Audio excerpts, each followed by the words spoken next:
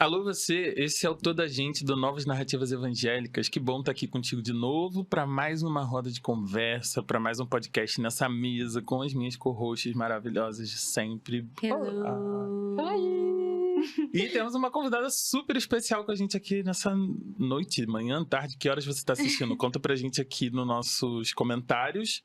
E com vocês e com a gente aqui, na verdade, essa noite, Sara Renata. Oi, gente! Que coisa honra. boa receber essa paulista aqui no Rio de Janeiro. Eu tô feliz demais de estar aqui com vocês. Cheguei no Rio hoje. E desde já, obrigada, viu, pelo convite. Eu sou muito fã de todos vocês. E eu escrevi isso pra Lu esses dias, então obrigada pelo convite. Eu tô feliz de bater esse papo com vocês. Gente, já derretendo aqui, assim, né? Tipo assim, ela falando que é nosso fã e a gente é fã dela. Tipo, como que lida, né? Pois é, hoje nessa roda aqui, somente os cancelados pelo gospel. Aliás, você aí também já foi cancelado pelo gospel? Tem alguém na sua igreja que tá te cancelando e tá te perseguindo? Você foi perseguido durante o momento eleitoral aí por alguém, né? Politicamente, a gente sabe que foi babado no Brasil. Conta pra gente um pouco da sua história, que a gente vai contar um pouco da nossa pra você aqui também. E se você tá chegando agora, eu vou convocar você para ir lá no @Novas Narrativas Evangélicas, segue a gente no Instagram. Se você tá vendo no YouTube, então, ó, aperta aqui o sininho. E se você tá no Spotify só por áudio, favorita o nosso podcast para você continuar ouvindo tudo que a Rádio Nova está produzindo e todos os produtos de podcast que a gente tem. O Bem Viver também, né, Lulu? Tá aí bombando. É isso, temos um podcast devocional para você que tá cansado de ouvir as mesmas pregações no YouTube. Vai no Novas, que a gente tem ótimos podcasts lá, a gente tá bombando. É isso, então, pra gente começar e ouvir a nossa convidada hoje aqui, eu queria saber, Sara Renata, quem é você na fila da cantina? Vai, me conta. Cara, quem sou eu na fila da cantina? Bom, eu sempre me apresento como a Sara, cantora, compositora, mas eu acho que isso é uma parte de mim na fila da cantina. Ou talvez essa não é a Sara da fila da cantina, né? A Sara da fila da cantina é tímida, é quieta, deixa eu ver o que mais. Eu sou de poucos amigos e às vezes de pouca prosa. Amo igreja, muito. Não me vejo sem isso. E o que mais que eu posso falar sobre minha fila da cantina? É isso, eu acho que você pode contar um pouco da sua história também. Como é que você chegou nessa coisa de amar a igreja? A gente quer conhecer você mais, né? Eu sei dos vídeos de você cantando hino, que é uma coisa que a gente falou no último episódio. Eu adoro hino. Então tem vídeo da Sara cantando hino, eu vejo. As músicas das autorais eu ouço. É aquela, né? Você também é daquelas que começou a cantar desde pequenininha na igreja? Conta seu testemunho pra gente. Sim. Bom, canto desde criança. Comecei a fazer minhas primeiras apresentações na igreja, nos congressos, aos 9 anos. Caraca. Família crente? Filha de pastor, neto de pastor, sim, né? Sempre os filhos de pastor, né? Parece por aqui. Até estava falando esses dias, assim, que meu pai deve ficar bem chateado, porque, na verdade, ele construiu a gente para ser a mão de obra dele na igreja. Todos os pastores, é o ciclo, né? Exato. E aí, de repente, eu não tô lá. E nem se tivesse, não serviria provavelmente para ser da igreja dele, né? No contexto de hoje. Mas cresci na igreja, cantando. E achei que a música... Nunca pensei que a música fosse uma coisa profissional para mim. Eu descobri a música, me descobri como compositora na adolescência, num processo da escola, assim, de não me sentir aceita na escola. Eu tinha vindo de escola pública para uma escola particular evangélica, eu dava um pouco de trabalho na outra escola e por isso meu pai me colocou numa escola evangélica. Agora a doutrinação. Aí eu me sentia bem rejeitada. Eu não sei se tinha mais a ver com o fato de eu ter vindo de escola pública, de ser uma sala muito pequena, se eu também era uma menina diferente para a turma, sabe? Então eu não sei muito o que era, mas eu me sentia rejeitada. Daí eu comecei a fazer paródia. E com essas paródias, eu comecei, tipo, a reunir a galera em volta de mim. Aí eu falei, opa, eles gostam disso aqui que eu faço. E eu comecei a me sentir aceita aí. Virou popular. Na 6ª série. E aí, a partir daí eu comecei a compor e tal. Até tem uma situação que eu já contei em algumas outras vezes, que eu levei uma surra nessa fase, porque uma professora falou pra minha mãe, você é mãe da cantora? E aí a minha mãe chegou em casa, contou pro meu pai me chamou e falou assim, eu não estou pagando escola pra você cantar. E daí eu levei uma surra, que era normal naquela época, né? Que absurdo. Mas não é normal, Não é batam normal, nas crianças. gente. Por favor, hein? Não, é porque também, peraí, não tô aqui dizendo que meu pai me espancava, não era Não, nada sim, disso, é. né? Não, todos nós apanhamos, mas Eu é apanhei isso, né? por conta de caderno, porque eu saía escrevendo tudo além da matéria, assim, né? Eu tinha uma ideia e eu anotava. E aí meus cadernos acabavam antes do meio do ano e eu me ficava... Olha lá. Entendeu? Caramba. E apanhei. Tá E olha vendo? isso, por ter ideia, né? Exatamente, eu tava sendo criativo, só Exato. isso. Né? A poda, né? Mas como diz a música do Ivan Lins, meu pai sempre canta pra mim, minha mãe também, que é perdoe porque os dias eram assim. E aí eu comecei a compor nessa fase. Com 15 anos, eu compus as primeiras músicas que depois fizeram parte do meu primeiro álbum, que se chama Princípio. E aí, então foi assim que eu entrei na música, meio que na brincadeira, meio que pra ser aceita, e isso foi virando sério. Aí, depois, com 18 anos, eu participei de um concurso que eu esperava ganhar o 3º lugar, e ganhei em primeiro.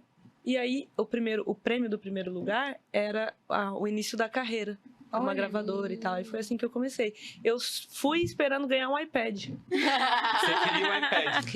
Nem era uma carreira que ela queria. Não era. E saiu sem iPad, ou teve iPad pro primeiro também? Não, o primeiro iPad que eu tive, eu comprei tem 2 anos.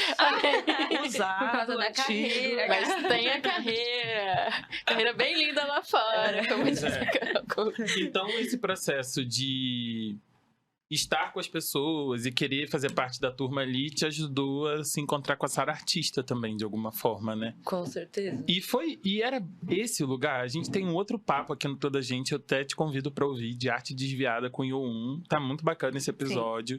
E uma das coisas que a gente conversou com eles foi sobre como a gente não vê na igreja a música como arte, às vezes, né? Não tem esse lugar de artista. E aí você falou sobre a escola, mas tinha isso da música na igreja? Cantava em equipe de louvor? Tinha essa coisa? Qual que era a relação na igreja? Então, nesse período que eu era adolescente, eu não tinha esse espaço ainda na igreja, mas eu comecei a ter na própria escola, porque como era uma escola evangélica, tinha devocional. Então eu comecei a fazer o louvor desse período. Aí seu pai não te bateu mais, né? Porque aí você tava fazendo louvor da escola. Era pra você Aí nem podia. tá pagando a escola, que você já tava fazendo serviço A mão de de graça obra. lá. Mas eu cantava na escola, assim, ministrava o louvor na escola, mas não na igreja. Na igreja só um pouquinho mais tarde, assim, um pouco mais velha. E você participou do The Voice também. Sim, mas isso já foi em Já 2018. foi. Tá, vai contando a Já é história mais até chegar lá. recente. Vai. É pra falar do The Voice? Conta tudo, conta tudo. Conta, vai. Como que foi isso aí? Cara, o The Voice é a experiência mais maluca que eu já tive na minha vida, mas depois de cantar no palco do The Voice, eu sinto que eu não tenho medo de muitos outros palcos.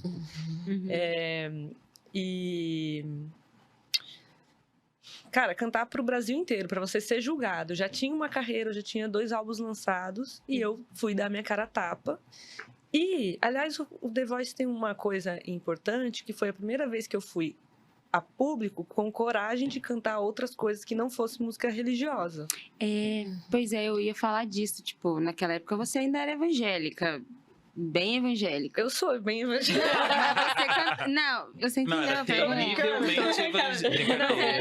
Terrivelmente evangélica. Naquele Hoje você é período. incrivelmente evangélica. Como diz a Gabi Lé. Arrasou. Naquele período, eu trabalhava na Igreja Presbiteriana do Brasil, lá em Alphaville. E daí, aliás, é uma igreja que foi muito importante também nesse processo, porque, bom, eu vim do contexto pentecostal. Não a minha comunidade local, mas, no geral, a igreja pentecostal tinha mais problema com música secular do que as igrejas tradicionais. Quando eu fui trabalhar nessa igreja, era uma igreja que não tinha problema com isso. Então, não foi nenhum problema eu ir pro The Voice cantar Amor de Índio, cantar Ivan Lins, etc. Músicas muito bonitas, com letras muito bonitas e saudáveis e tal, né? Que esses são os critérios. Eu não tive nenhum problema com isso.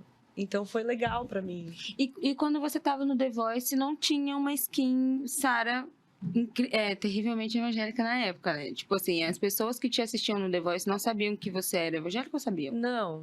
Porque é isso que eu queria chegar. Isso. E não teve uma cobrança, então, de fora das pessoas, tipo, nossa, você é evangélica que tá cantando essas músicas. Não teve nada disso. Não teve. Mas acho que também tem muito a ver com o contexto que eu vivia nessa igreja, onde não existia essa cobrança. Essa separação do secular. Você não pode cantar música secular, exato. Então, me deixou bem à vontade. A minha mãe foi comigo até o programa, o que também foi bem legal, assim, que era uma chancela, né, de que a gente tá provando isso aqui que minha filha faz. Com quantos anos nessa época? Ai, meu Deus, calma. 2018. Ai, eu sou ruim de conta. Eu sou Você é de que ano? Eu sou de 92. Então você tinha... 26. Todo mundo de Sei lá. humanas aqui. Não, Pois é. 26, acho que é 26. Confirma aí se é 26. Confirma, gente. A gente não tá certo Nos disso. comentários. Mas eu também tive uma participação muito curta no programa. Pensei muito antes de ir, muito mais pela exposição de já ter uma carreira e correr o risco de não ter nenhuma cadeira virada. E corri muito esse risco, porque só a Ivete virou. Né? O programa, lógico, ele é construído de uma forma que não é a forma que ele é apresentado, óbvio, né? Com recortes e tal. Ele acontece numa sequência que, às vezes, quando você se apresenta, já não tem muitas vagas, etc. Não, agora pode falar tudo que já tá até acabando, né? A Globo não Já acabou, né? nem É existe mais, verdade. não existe mais The Voice. Então pode É andar. verdade.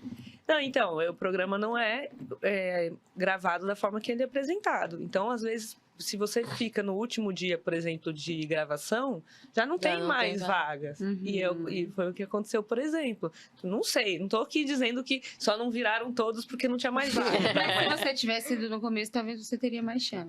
Mas por que eles já me colocaram nesse último dia, entende? Já tem uma dinâmica aí. O meu Sim. perfil não era o mais interessante para ser apresentado no primeiro dia. Sim.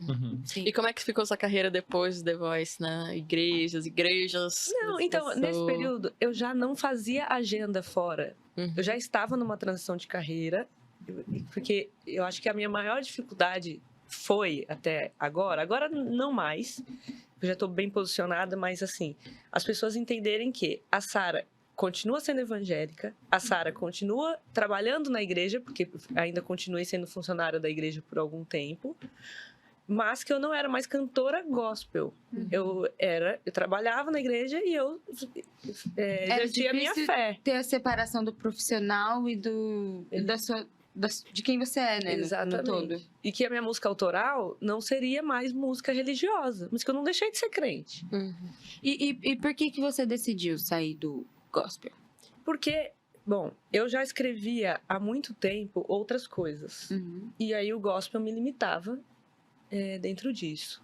Eu também já não funcionava mais na lógica do mercado gospel e nem da igreja evangélica. Então, eu já me sentia muito incomodada por ter que fazer esse jogo. Então, talvez pouca gente saiba, mas, por exemplo, eu casei e separei. Na verdade, eu anulei meu casamento e tudo mais, sou solteira. Mas eu tive esse período de casamento.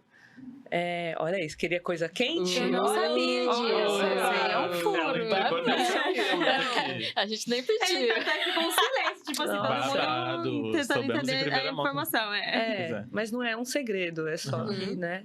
Só não é divulgado. Muitos de nós casaram, assim, não é meu caso, mas assim, tem muitas histórias na igreja evangélica de pessoas que se casaram por N motivos, né? Inclusive, assim, nessa época já tinha essa questão sobre você já se entendia como uma pessoa LGBT, isso foi uma coisa que veio mais tarde, isso foi uma coisa que foi descoberta aí tudo você junto. tá querendo muito spoiler, né? Aí tá muito íntimo. Pois é. Mas então, isso foi uma coisa que você veio pensando mais recentemente. Como é que foi essa? Porque você falou um pouco da carreira e dessa vida na igreja, mas Como isso se cruza, né? isso se cruza com o fato de você ser uma pessoa LGBT também? Isso teve algum entrave na construção da sua carreira? Teve, porque eu sabia que em algum momento isso seria um problema. para as minhas agendas, etc, Você etc. estava se antecipando, Mas olha então. aqui, mas eu nem digo sobre isso. Já era um incômodo o fato de eu ter separado. Sim, Entende? Então, eu já comecei a sentir aí que eu teria problema ou que as pessoas me veriam diferente. Então, eu já não queria mais me submeter a isso. Uhum. É isso. Entendi. Não, você planejava isso? Porque é engraçado, na época que eu tava no seminário, eu ficava pensando, gente, eu realmente tinha uma ideia de que ia dar certo. Eu ficava nessa do tipo assim, não, alguma coisa vai acontecer nesse processo e as coisas vão se resolver. E quando a ficha finalmente caiu do tipo assim, cara, isso não vai ser resolvido da maneira como eu tava esperando, ou isso não vai acontecer. Aí eu falei assim, meu Deus, olha onde eu me enfiei. E aí eu tive que recomeçar, mas assim, muito de dentro, porque eu realmente acreditava que, tipo, dava pra bancar uma vida heterossexual. Isso. Olha, eu nem digo que dava pra bancar uma vida heterossexual. Mas o discurso era... Muito lá atrás, o discurso era Deus vai honrar. Aí eu casei na base do Deus vai honrar. Não era que eu não já me percebia, eu já me percebia, mas Deus vai me honrar. E outro discurso era, você não precisa viver isso. Esse é um discurso clássico de negue-se a si mesmo, e era isso que eu procurava viver. Negue o seu desejo. Então, mas a transição da carreira teve mais a ver com outro tipo de composição, que eu já não queria mais falar só sobre isso, entende? Total. E aí eu queria ter outros assuntos e que a igreja não acolheria.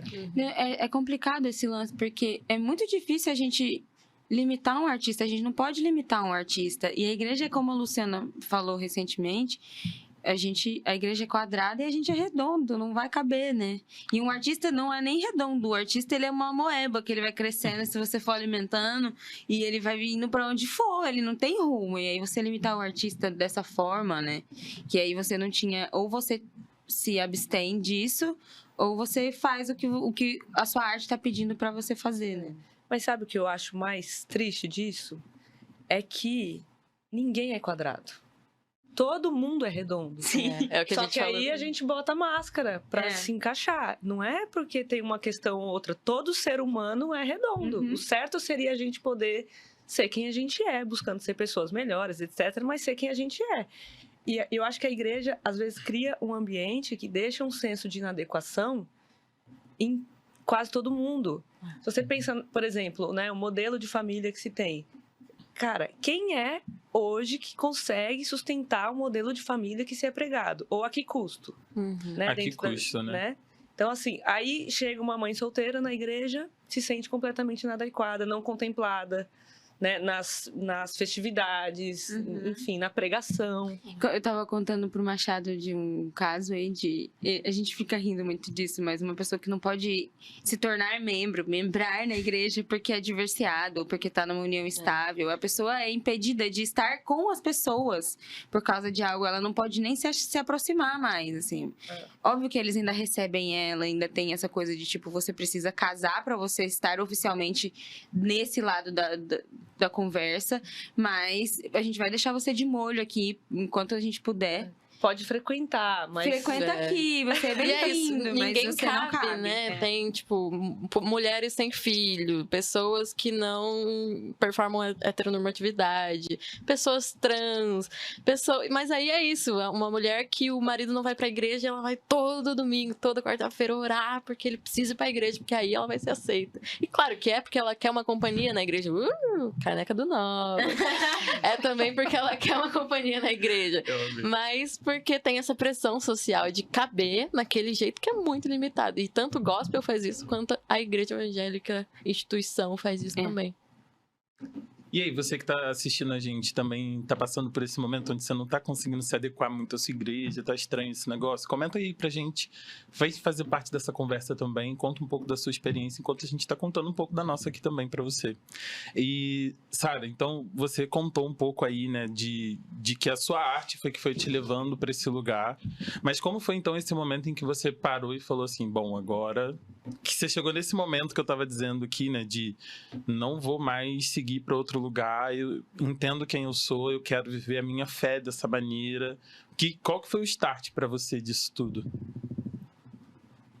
Teve um start? Aconteceu teve um um momento? evento, porque às vezes tem um Teve pra evento, você, né, que Lulu, um acontece momento? na nossa vida. Pra mim foi um processo, assim. É isso que eu ia dizer. Eu acho que foi um processo longuíssimo, longuíssimo, de muita terapia, de muita leitura e outros acessos teológicos. Não acho que teve um estalo, foi muito um processo. Mas teve uma gota d'água, porque, assim, eu também tive um processo, né? Mas chegou um momento em que eu falei assim, não dá mais pra mim, agora não dá mais, agora acabou, agora já chega. Porque chega um momento em que você vai ter que, não tem como mais empurrar, né? Pra mim foi um processo, mas eu acho que, assim, quando chegou na pandemia, Pra que mim a foi na gente ficou pandemia também. recluso, assim, eu falei, eu não quero mais voltar pra vida que eu tinha. E aí foi aquela coisa do tipo, meu Deus, Foi pra mim também. isso foi um start pra mim. Eu não sei se vocês passam por essa sensação, mas quando eu olho pra mim, eu falo assim, nossa, quanto tempo eu perdi, meu Deus. Parece que eu tô tão atrasada. Mas aí você fala de pandemia, tipo, foi na pandemia, foi ontem. Né? Uhum. Foi Sim. ontem pra todo mundo, não é que Foi. foi ontem pra mim. Uhum. Aham. A gente... Assim, até a Luciana já tá há um tempinho já nesse rolê de militar no Facebook, de entrar em grupo e todas essas coisas. E teve um desses episódios que eu compartilhei que eu cheguei agora no rolê. Eu não sei de nada, eu não conheço ninguém. Vocês falam o nome das pessoas, eu não sei quem é ninguém. Eu cheguei agora, mas eu concordo com tudo que vocês estão falando. Tem muita gente chegando agora, tem muita gente chegou na pandemia, e tem gente que chegou em 2016, mas ainda é muito recente. Sim. Mas eu acho que é uma coisa da nossa geração, trazendo a millennial, sempre falando sobre geração, né? Mas eu acho que é um pouco do que a gente já não quer mais, né? Reproduzir dos nossos pais. E a pandemia foi pra mim um estopim, até porque eu vi que, tipo, a igreja não me prestou nenhum suporte na pandemia. Eu fiquei completamente abandonada e a igreja tava fazendo culto online e ela tava achando que assim ela tava cuidando de mim, assim, sabe? Uhum. Então, pra mim, tipo assim, eu falei, nossa, não faz sentido nenhum. Fora todas as outras coisas que aconteceram na pandemia, que foi tudo muito perto um do outro, enfim, o governo naquele momento, todas essas coisas, que o que mais me trouxe repulsa de tudo não era nem o que eu tava vivendo, era o que as pessoas estavam falando lá de dentro, que me deixou... Porque é isso também, eu tenho muita dificuldade, não sei se vocês são assim, mas eu acho que é muito porque eu sou cristã. Eu tenho dificuldade de achar ruim alguém fazer mal pra mim, mas se faz mal pra outra pessoa, não dá, porque Jesus falou que eu tenho que amar o próximo. E aí, como que você não tá amando o próximo? Aí eu fico, meu Deus, transtornada. Então, a pandemia foi um pouco disso pra mim, porque teve muita negligência, né, em todas as questões. E a igreja foi muito negligente também. A igreja brigando pra ficar aberta. Eu fiquei, gente, se põe no seu Foi uma lugar, loucura, cara. né? Eu acho que nesse sentido, a pandemia também, mas principalmente o governo Bolsonaro, foi um grande estopim pra mim de, tipo, instituições que eu quero continuar ou não, assim. Instituições que estavam perseguindo pessoas que eram contra o governo, perseguindo pessoas que, enfim, ou não se posicionando, pelo menos, sabe, em relação ao governo genocida. Ali eu falei, não, então vocês estão muito doidos de estar apoiando esse cara, assim. E é isso, né? Aí a gente perdeu 90% dos evangélicos, Exato. 90% das instituições possíveis de se frequentar, como a gente estava falando no último episódio também, né? Das igrejas possíveis para estar. Mas a gente também se acolheu nesse momento de pessoas que estavam exiladas, né? Exato. Pessoas que estavam em diáspora também. Isso. Inclusive, você tava no primeiro encontro do Novas em 21. Você chegou no Você finalzinho tava. do dia. Eu fui cantar num casamento antes e aí voltei pra São Paulo e fui direto pra lá. Foi bacana. Foi. E eu acho que você tava bem nesse momento, porque assim, eu Foi. acho que eu conheci você pós The Voice ali. Na verdade, vi você no YouTube e falei assim, ué, mas essa gata não tava... aí que eu linkei as coisas, né? E depois a gente se conheceu lá, né? Fomos acompanhando um pouco da sua história e tudo mais. E como que ficou esse processo da igreja com você, assim, depois Então, que você viveu? eu vivi... Eu posso dizer que eu vivi uma situação traumática, mas isso não me desanimou com relação à igreja de uma forma geral. Em um momento, como eu estava numa igreja naquele momento que se dizia progressista ou que parecia progressista, e aí eu levei um choque de que não era, eu saí, eu já fui para lá falando assim, lá é o último lugar para mim. Depois de lá, não tem mais para onde eu ir. Eu já sabia que era tipo o último e possível. Eu sabia não, porque isso não é uma verdade. Eu imaginava que lá era o último e possível degrau para mim.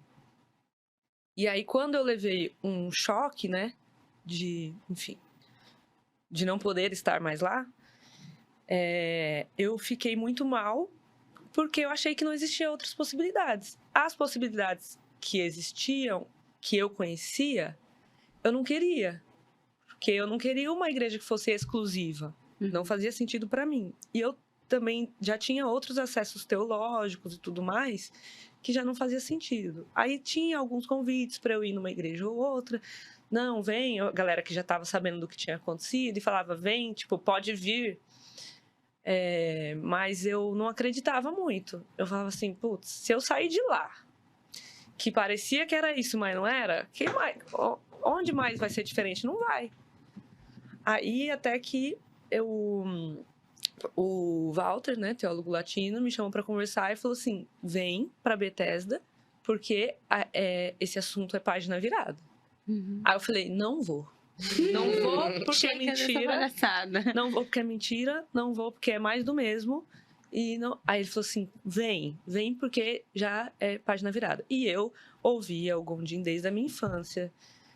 Já tinha muito acesso a ele, mas eu achei que era mais do mesmo. Tipo, fala, mas ele não banca. E aí eu fui. E ele bancou. E lá estou. Então, assim, o que mais me deixava triste era imaginar que não teria possibilidade para mim com uma teologia saudável. E isso é uma mentira. Só que as pessoas não sabem, gente. Não sabem. E você trouxe um detalhe que eu não sei se para vocês foi assim, mas eu também, assim, passei por uma igreja que eu achei que ia ser a última. Se não rolasse ela, acabou, não tem mais jeito. Porque se eles não vão dar certo comigo nesse sentido, ninguém mais vai. Eu tinha isso também. E me partiu o coração, assim, de uma forma muito dolorosa quando não foi.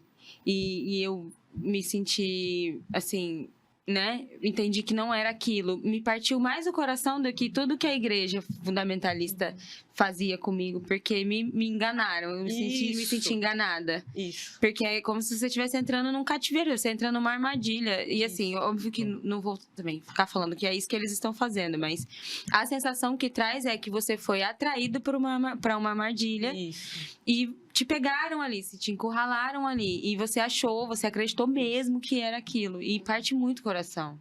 Eu lembro, assim, da dor e me machuca mais até, às vezes, porque é isso, assim, você cria uma esperança em você. Eu acho que dói mais quando você começa a flutuar, assim, parece que a queda é maior. Quando eu saí ainda, alguém me falou assim, mas você aceitou fazer o jogo? Eu falei, não? Que jogo? Eu fui ingênua. Você pode me chamar de ingênua, mas eu não imaginei que esse fosse o lugar que iria me derrubar. Enfim, por essa questão. Mas a minha maior decepção foi essa, porque se você transita num lugar que você sabe que ele é bem posicionado em relação a qualquer tema que seja, você fala assim, putz, sou eu que preciso sair daqui, porque eu tô errada aqui nesse rolê. Tipo, eles não vão abraçar isso é claro. Agora, você vai num lugar onde o assunto é, enfim, em cima do muro, e na época, eu nem acho que era em cima do muro, acho que na época tava rolando os posicionamentos. Tava rolando um posicionamento. Tava. Só que aí ele era um posicionamento que não era pra ser prático. Não tancou. Eu fico muito triste com isso, porque eu não sinto que eu tava numa armadilha, porque eu sabia onde eu tava me colocando, mas assim, frente às outras possibilidades que eu tinha, a igreja onde eu estava indo pastorear era uma igreja muito progressista. Olhando para o conceito do Rio de Janeiro, para o que era dito no púlpito, já era assim, bem mais progressista. Mas aí também eu acho que é uma coisa que é legal até a gente dizer para as pessoas, é que É muito delicado isso, né? A gente nem sempre sabe exatamente até onde o outro vai conseguir para essa pauta. Mas talvez a sua visão de liberdade, de um lugar mais progressista, talvez seja pequena. Talvez você conheça muito poucos lugares que realmente sejam acolhedores para você. Então, às vezes não é que você foi tão ingênuo, é porque aquilo ali era a melhor saída que você tinha e você foi porque você precisava de acolhimento. Só que, infelizmente, quando você chegou lá, você encontrou um pastor frouxo, entendeu? Você encontrou uma pessoa que não conseguiu honrar com uma pauta que é difícil, que é delicada, mas que eles já não pensam mais como eles se posicionam no púlpito. E é muito difícil para mim ver que eles já fizeram uma virada teológica e não conseguem bancar isso com a igreja. Olha, e aí? Se fosse verdade que já houvesse, que já existe uma virada teológica e ele não consegue levar a igreja, no mínimo, esse pastor estaria vivendo um grande pecado. Porque como pastor, como ele está conduzindo a igreja para um caminho que ele não acredita teologicamente? Então, eu não acredito nisso. Eu acho que, na verdade, não existe uma virada teológica. Porque ele não seria capaz de dormir com a consciência limpa, sabendo que ele está levando a igreja dele para o pecado. Ainda que seja uma construção histórica, né? Então, o que você acha que é, no fim? Não existe uma virada de chave teológica de fato. Não existe. E nem o interesse de virar, talvez. Existe um movimento nos Estados Unidos que é o Church Clarity, que é sobre clareza nos seus posicionamentos. Se você não virou teologicamente, pelo menos avisa as pessoas que estão indo na sua igreja. Isso, claro. Eles botam lá, pauta LGBT. Você aceita ou não? Ou mais ou menos, ou tá decidindo, ou tá pensando. Se tá pensando, tá bom, mas avisa que você tá pensando. Não deixa entendido, subentendido que tá tudo bem, entende? E aí questão de pessoas negras, várias questões, questão política, a gente poderia colocar aqui no Brasil, né? Exato. Como é votar 13 na sua igreja? Pode ou não pode, ou mais ou menos, sabe? Eu acho que é isso, é razoável, né? É o mínimo, assim, que você pode oferecer para quem tá cogitando entrar num púlpito, numa igreja, num templo. Em alguns casos, por exemplo, eu acho que pensa-se que já estou fazendo a minha parte porque eu estou falando sobre isso, mas não existe nenhuma disposição prática de resolver o assunto, então não é verdade. Eu não acho que é possível um pastor profeta, né, porque tem pastores profetas, dormir com o barulho de ter recebido uma nova revelação e manter a igreja numa prática contrária. Eu não acho que é possível. Então, eu realmente acredito que não é sincera a virada de chave. Ou que não é completa, talvez. Não sei. Eu vou provocar e chamar vocês de frouxos. Eu acho que vocês são uns frouxos. Eu acho que vocês sabem que vocês não deveriam estar fazendo mal às pessoas. Eu acho que vocês deveriam olhar as famílias que estão dentro da comunidade de vocês sem acolhimento. Outro dia eu fiquei sabendo, gente, assim, de uma menina que está sendo amedrontada pela família, que está sendo violentada pela família. Uma família evangélica. Quantas pessoas estão passando por isso dentro das nossas igrejas? E você, pastor, que não está fazendo nada, que não está falando sobre isso, é responsável. E Deus sabe o motivo do seu coração, irmão. Deus sabe o motivo do seu coração. É isso, porque é uma posição de privilégio, né?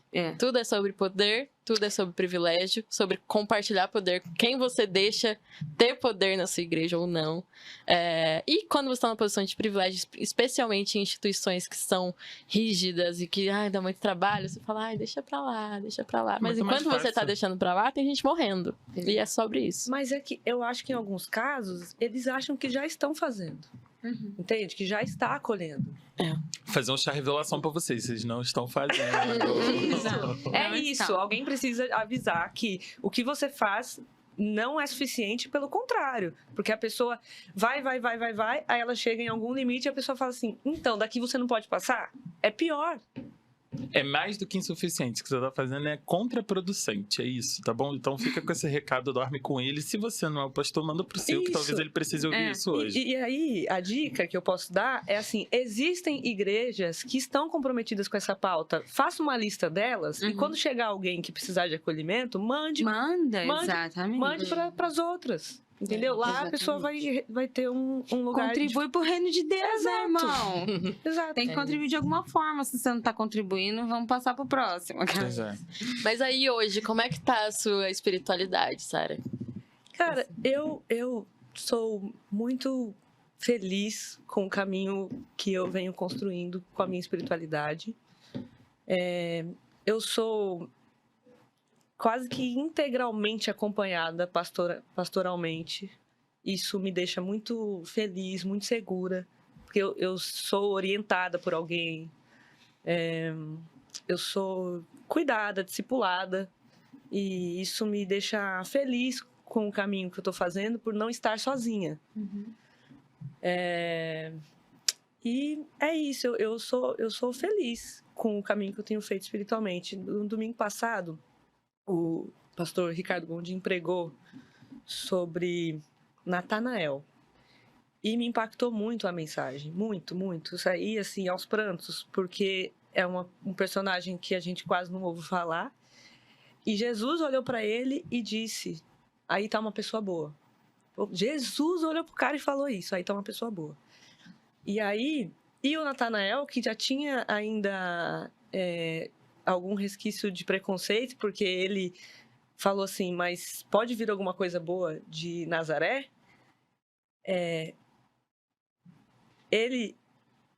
Jesus enxergou nele, mesmo com essa falha, uma pessoa íntegra.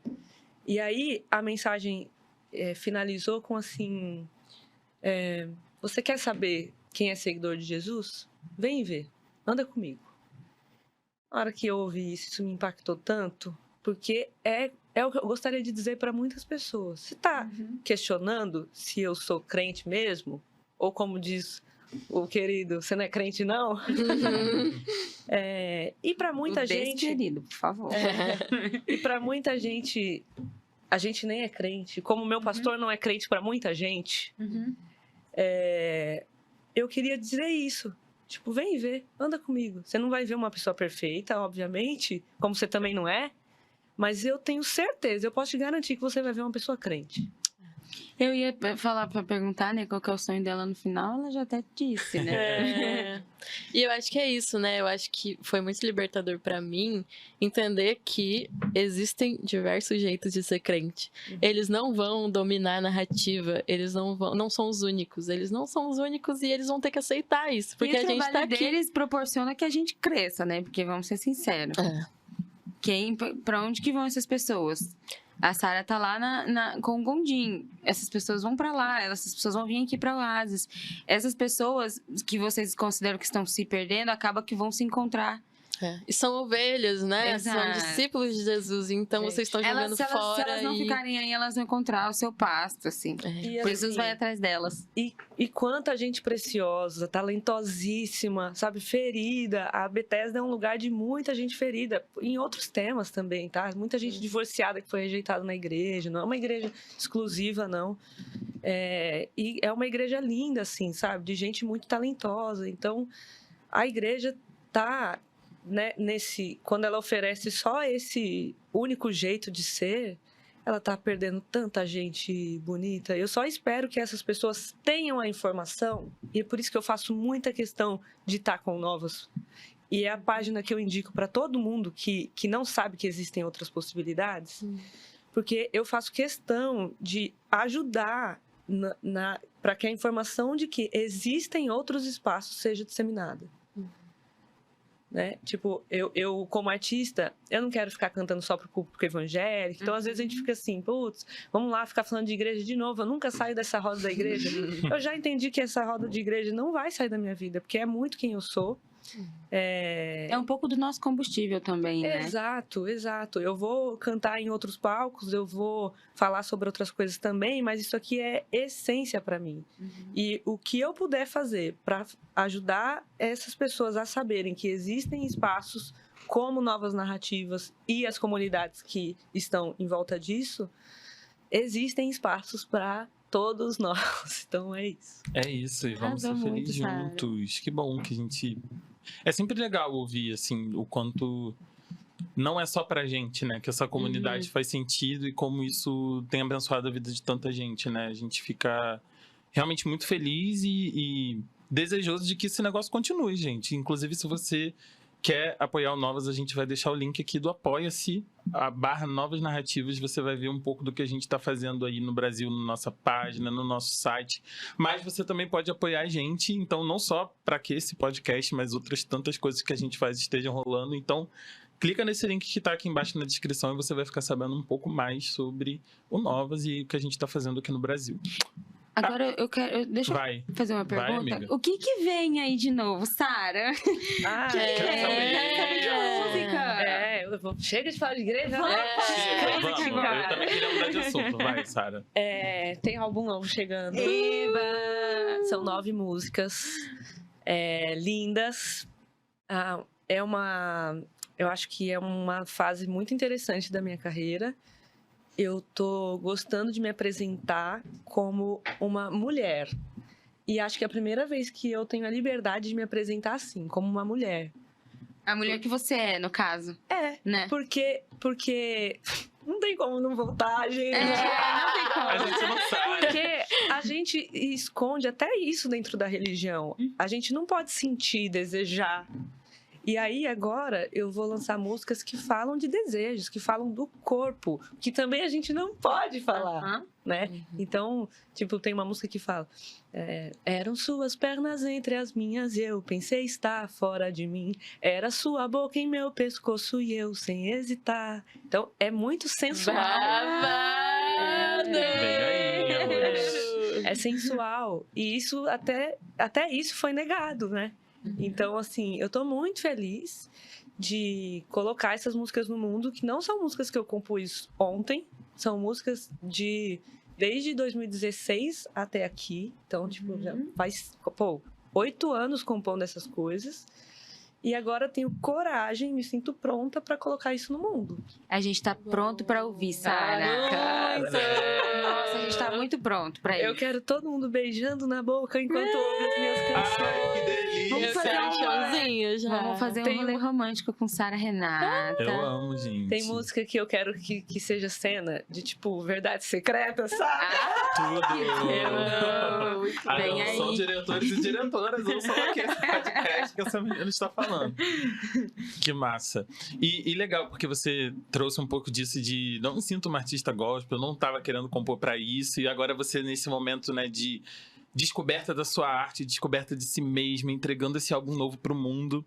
E é muito legal te ouvir falar isso e pensar em quanto muitas vezes a gente que é LGBT e é crente ouve que, tipo, se a gente se assumir, se a gente for viver a nossa vida, as coisas não vão dar certo, as coisas não vão andar. E é tão bom ver alguém entregando pro mundo coisas Deus legais. honra. Deus Deus honra! Isso! Mas porque a gente fazer o que a gente... Ser quem a gente é e fazendo o que a gente ama fazer, né? Vamos evangelicalizar essa fala. O que Deus colocou de talento pra gente. Não tem erro. Não tem erro. Agora, quando a gente fica vivendo com máscaras, e nem são máscaras, às vezes, intencionais, né? São as máscaras possíveis para que a gente... Pra sobreviver. Pra sobreviver nos ambientes. Não é que, sua falciane tá de máscara. Não é isso, não. Uhum. Mas isso limita a gente. Então, é muito bom ser quem a gente é, né? E eu me sinto muito nessa fase artística. É a primeira vez que eu vou me mostrar... Não vou dizer que é a primeira vez que eu seria injusta, mas eu acho que, assim, é pra fase que eu estou. Eu sou uma mulher de 31 É pra Sara anos. de agora. Isso, eu sou uma mulher de 31 anos, sabe? Tipo, eu sou dona da minha vida, sou resolvida com a minha espiritualidade, com a minha sexualidade, e agora eu posso falar sobre isso. Glória a Deus. Eu amei muito isso aqui. Eu também. Nossa, que delícia de papo. Tem alguma coisa que a gente não perguntou que você queria ter falado hoje? Meu Pix. Fala da casita, dos seus projetos também. Gente, a caseta é muito fofa. A gente tem Ai, emoções de gente, fazer alguma coisa lá A juntos. gente vai fazer uma coisa lá. Olha aí, cara, eu vou aproveitar que a gente tá numa plataforma evangélica para ser muito evangélica, porque a casita veio para mim como uma resposta ao que eu achei que eu não poderia mais viver dentro da igreja. A igreja me completava de um jeito muito especial, porque na igreja eu podia ser artista, assim, criativa. A igreja, além de tudo, tinha grana para viabilizar isso. E ainda tinha questões sociais, que é tudo que mexe com o nosso coração, né? Então, eu era muito realizada na igreja. Quando eu saí da igreja, ou saíram comigo da igreja, e eu fiquei nesse limbo perdida, que vai ser da minha vida, eu fiquei assim, como é que eu vou realizar o meu... me sentir realizada como propósito de vida? Porque eu sabia que só o palco não ia me satisfazer. Não é o que me deixa plenamente feliz. As questões sociais também enchem muito meu coração. E aí a Casita nasce exatamente nesse momento e suprindo esse gap aí. A Casita é um espaço de arte, criatividade e educação para criança e adolescente de 6 a 13 anos. É um negócio social. Então, a ideia é que a gente sempre tenha alunos pagantes, alunos bolsistas, tendo os mesmos acessos. Lá a gente tem música, inglês, culinária, teatro, artes visuais, artes manuais. É um espaço completamente lúdico, bonito, criativo. E eu tenho um baita desafio que é empreender, mas me sinto plenamente realizada com o que eu me dispus a fazer. Então a gente tem crianças bolsistas tendo acessos que talvez não teriam, muito provavelmente não teriam. E, eu me sinto muito realizada e feliz por fazer a Casita. Onde fica? Como é que se matricula? Conta tudo. Fica na Vila Madalena, em São Paulo. O nosso @ é Casita na Vila. E lá tem todas as informações. Aí vocês, pais que estão aí, né, sem igreja, quiser botar as crianças para aprender alguma coisa, porque a gente tinha a escola dominical, né, gente? A gente não tem mais. Mas lá não é religioso. Não, mas não precisa ser. É porque a gente aprende muita coisa na escola bíblica, na convivência com a igreja. Sim. A gente sempre fala que a igreja imerge a gente na arte, né? Exato, a gente aprende ali. E aí, quando a gente sai da igreja, e se a gente tem filho, não tem, mas eu tenho essa preocupação. Aonde eu vou botar minha criança para aprender o que eu aprendi? Assim? Pois é, porque é comunidade. É que depois que a gente cresce, acho que algumas coisas ficam mais claras, né? Mas assim, ir pra escola não é só ir pra qualquer escola. Não. Seu pai quer que você se relacione bem com pessoas legais ali também. Isso. E eu acho que a igreja também tem um pouco disso, né? Assim, não sei se todos os pais têm essa preocupação, mas essa coisa de ter uma comunidade ali, uma criança com quem você cresce, onde você aprende, onde você pinta, onde você faz, né? Isso faz diferença. Sim, e tem uma característica da igreja que é muito importante, que a gente precisa valorizar. A igreja é um dos poucos ambientes onde as famílias vivem em comunidade, independente da cor, da raça, né? Claro que a localização da igreja já vai limitar algumas coisas e tudo mais, mas, de modo geral, ali convivem uma mistura, né? De classes. De classes. E esse era um ouro que eu queria que outras pessoas, vivessem isso. E a Casita oferece isso, muito pensando nessa experiência que a igreja proporciona. Isso é verdade. Legal. Essa é uma preocupação que eu tinha e a Casita já está aí para suprir. Olha aí, que Então, bacana. tenham muitos filhos para colocar lá na Casita. Gente, vamos todos ter filhos. Crescer e multiplicar. Olha Além só. disso, ouçam minhas músicas nas plataformas digitais. Em breve tem disco novo. E você pode procurar por Sara Renata. Não fique só aqui nas nossas fofocas, mas ouça, dê plays. E vamos se encontrar nos shows dela, entendeu? Vamos todo mundo se encontrar por aí. A hora que ela estiver fazendo alguma coisa, a gente vai todo mundo lá e a gente se encontra. Pode ter certeza que vai ter alguém do Novas lá nos shows da Sara. Se você quiser conhecer alguém, tá todo mundo lá. E a gente espera ver você também. E agora que a gente já vai chegando ao final desse episódio aqui, a gente nas primeiras temporadas, né? A gente sempre faz isso, a gente termina semeando sonhos. Até aí já falou, né? Que você falou um pouco disso, mas acho que cada conversa traz coisas novas para o nosso coração, faz a gente acessar e pensar em coisas bacanas. E eu queria que a gente semeasse os nossos sonhos nessa primeira temporada, nesse primeiro episódio com uma convidada. E você também semeia um sonho, Sara. E aí, quem quer começar? Eu tô pensando ainda no sonho que eu quero ser. Meu sonho, depois que a Sara falou, é que toda criança tenha esse acesso à arte, à cultura, sabe? A ser artista sem ser podada, né? Igual a gente falou um pouco sobre isso, assim.